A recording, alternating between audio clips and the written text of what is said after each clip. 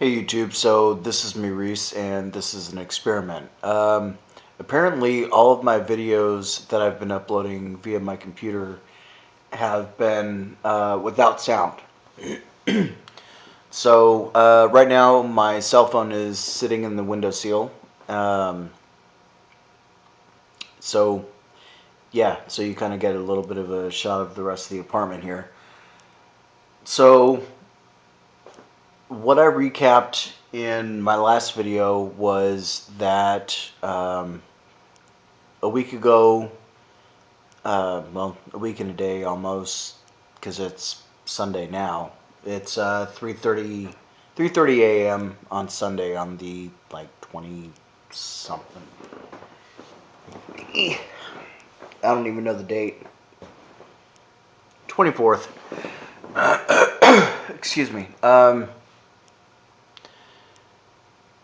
I was entered into a competition held by the Imperial Dove Court of Fresno, Madera area for the Mr. and Mrs. Trans Fresno competition. Um, this was the first of its kind here in Fresno. It's never been done before. There have been drag shows. There have been um, queens and kings and everything in between, but never a night when pretty much everybody gets together and says, you know what, transgender people are a part of our community, and we need to stop shutting them out.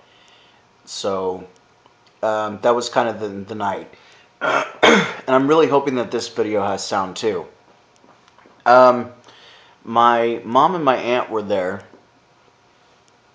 It was my mom's first time attending any sort of a drag show, or even remotely being in a room full of queens, or people of various genders, um, gender benders, whatever you want to call them.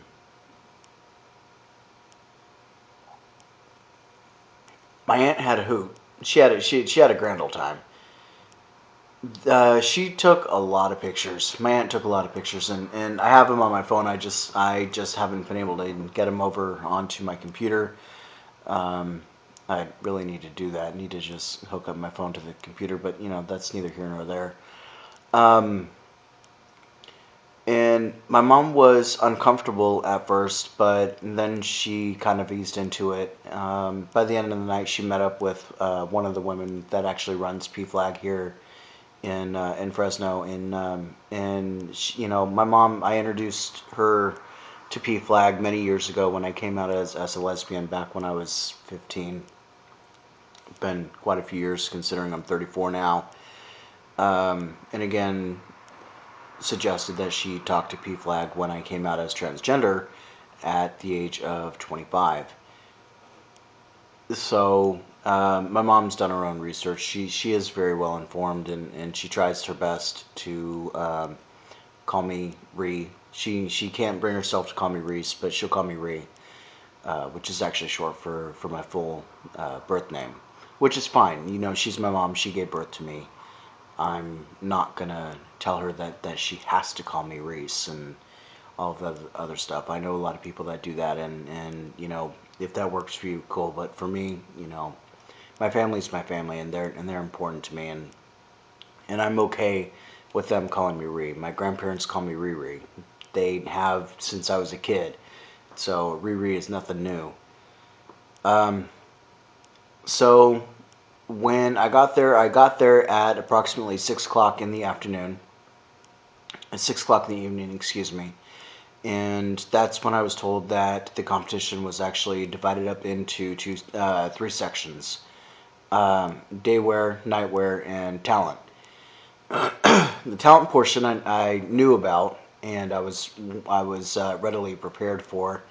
And like I said in my last video, which you couldn't tell, but the link was there. I sang Luke Bryan's "Kiss Tomorrow Goodbye," and I didn't just like lip sync it or anything like that. I actually sang it, which was very interesting to do considering I haven't sang in over 10 years, karaoke or otherwise. So when they told me that it was divided up into day wear, night wear, I was like, would have been nice to know this before. All the other contestants knew this ahead of time. I was the only one that was left in the dark. There was two other trans men that I was competing against, Sawyer and David. David is older than me considerably, has been transitioning for 23 years. Sawyer is younger than I am and has been transitioning for a less amount of time than I have. So it was a pretty lively mashup, so to say. And then for the trans female side, there was Michelle Nastasis. You can find her on Facebook under Michelle Nastasis, or you can go through my Facebook and you'll find her there. All you have to do is look up, Reese Ramirez, and you'll see a picture of me.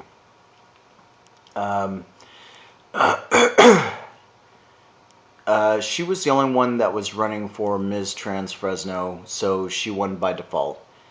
But nonetheless, she was nervous because it was her first time being on stage. It was her first time competing in any sort of a competition-like event, and realistically, she is still very new into her transition, so she's still excuse me, she's still not 100% comfortable with where she is in her transition. So, which kind of read out. It read out while on stage and with her speaking voice and her singing voice and things like that. She did a really good job for where she is now, as comfortable as she is now. So the day wear section comes along, and I come out. The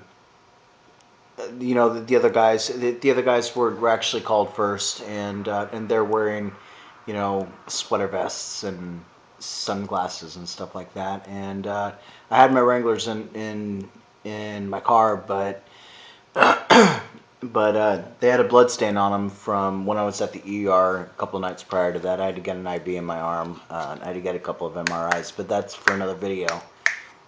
One second.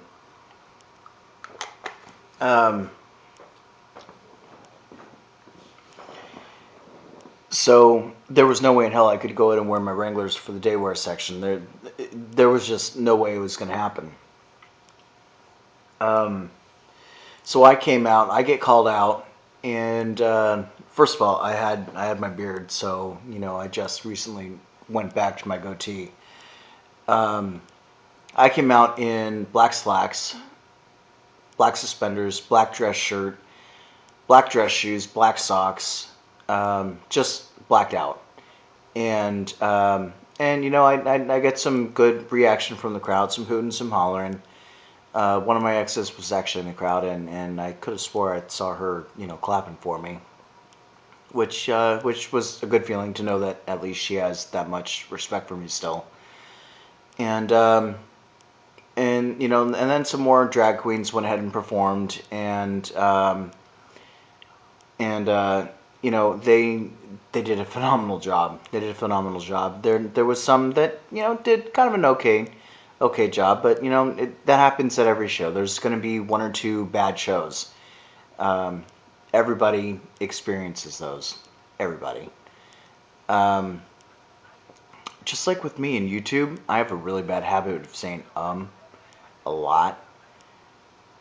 That has been a problem of mine that my mom's tried to break me of ever since I was a little kid. Little known fact. So, so they get to the nightwear section, and this time I was called first. And so I came out, still wearing my dress clothes, and I came out and shrugged my shoulders, like, sorry guys. And went ahead and did my little strut on the catwalk, turned around, and went back behind the curtain where I was supposed to go. And David came out wearing some other slacks and another sweater and stuff like that, and another pair of sunglasses, and looking rather dapper. Sawyer did the same thing. He brought like 6 different changes of clothes and changed every opportunity he could. Um, and and then something kind of happened that shouldn't have happened, which the judges ended up later disregarding. One of the MCs gave Sawyer the microphone and asked him, "Well, you're the president of TransEmotion here in Fresno, correct?" And TransEmotion is one of the other groups that I'm affiliated with here in the Fresno area. And he said yes, and he was asked to explain what TransEmotion is and what their mission statement is and stuff like that. And that was the only unfair thing that happened throughout that whole competition. The judges were instructed to disregard it because otherwise it could be seen as favoritism. Sawyer told me in the back that out of the 6 judges that were sitting on the panel, at least 3 to 4 of them did not like him. And he told me that he thought that I had a chance at winning, that more than likely it was going to be me. I told him, yeah, right, he's crazy. Especially when you got David that has been transitioning so much longer than I have. They get to the Q&A portion of it after the Dayware section, actually. And they asked us random questions, and they asked me what I thought needed to be done in healthcare for transgender issues. And I told them outright that I thought there needs to be a lot more education on the subject, that there needs to be a better understanding of what it means to be transgender and how to actually treat a transgender patient. Because I've lost doctors because they simply don't know how or do not want to treat me because I am transgender. And it's a sad fact that a lot of us end up going through that. And I also told him that, it's another known fact that I am on SSI, that I have back problems, that I have problems standing. And that, again, has been another issue that I've had to face as a disabled person as well. That I've lost doctors because they don't know how to treat a pain condition that I have. Or how to control my pain, I should say. And then they get to David, and I don't remember what they asked Sawyer, but they asked David, said, if there was one thing that you could change about yourself, what would it be? With a stone cold face, he grabbed the microphone and he just said, my confidence, and put the microphone down. And, he got a couple of laughs from the crowd because people thought that he was just joking around because all he said was my confidence and, nothing else. But after a few minutes, people realized that he was being serious, and then he walked back behind the curtain where we were. And then there was a few more drag queens that went ahead and performed, a couple of kings, and then it came to the end of the night, and they called us all back out on stage. The judges went and did their calculations. They judged us in between 1 and 10 on all 3, on Dayware, Nightwear, questions, and talent. And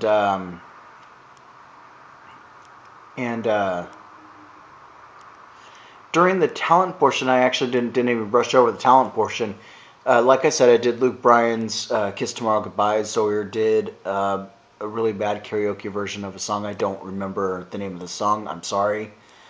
David ended up lip syncing to Usher's "You Got It Bad," and I thought he did really well. He went through the crowd. He went through the crowd and worked the crowd. Got some really positive reactions, and but then suddenly midway through, he started breaking down crying, and he walked off stage. So as we're out on stage waiting for the results to be read, the MC comes out with the results, and says, oh, let's give everybody an applause. And I got to give a shout out to Maxie Grant. She was one of the MCs there, and it was great meeting you.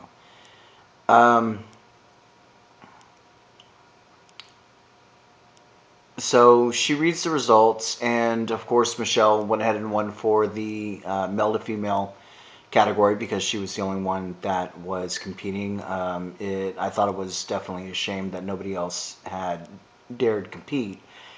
But being that it was the first one, maybe more people will do it next year, seeing as we had this good of a turnout for the first time. There was probably about 80, 90 people there. And this was in the Clovis Senior Center. And if you've ever been to the Clovis Senior Center, you know it's pretty damn small. So they get to the female to males, our side. And the judges named David Mr. Congeniality. And then it was between me and Zoyer. And Maxie went ahead and announced that I am Mr. 2013 Trans Fresno Madera. So yeah, I am the face of the trans male community here in Fresno, California. I look forward to working with the IDC rather closely. I will do whatever they need me to do. There is also a Mr. Gay Fresno competition coming up here rather soon, and I've been asked by some of the participants there to go ahead and make an appearance there, just to be there to support them. If I can financially, then I'll definitely do it. I don't like going to shows without actually having money to be able to support anybody, or at least supporting a cause. Because I don't really drink anymore. That bottle of Jack Daniels that's up there has been there since I moved in, and even before. And yeah, I still haven't finished it. It's been 6 months. So yeah. So give me your questions. Give me your topics that you want me to discuss. Let me know whether or not you can actually hear sound with this. Anything. Just let me know.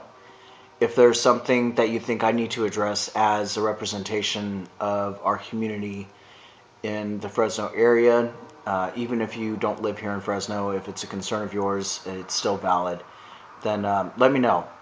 Okay? All right. Be good to yourself, be good to everybody else, and have a great night. Peace.